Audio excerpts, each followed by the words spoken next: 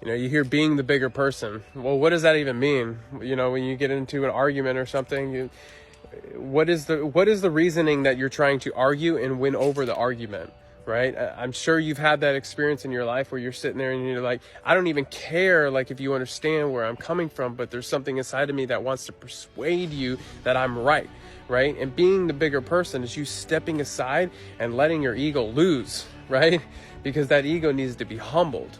Nobody needs to argue with anything. It's like the Carl Jung says, you know, if you try to argue with the sleeping, they're going to win every time, because they live in that energy where they just argue. They're alive to argue. I'm sure if you're posting any videos, you have the other half of the people that just constantly want to argue against you, like, because your perspective is different. Their perspectives, exactly, right? Nothing's more true than the other thing. It's just the perspective, the reality of which you see it in. So being the bigger person is allowing yourself to grow.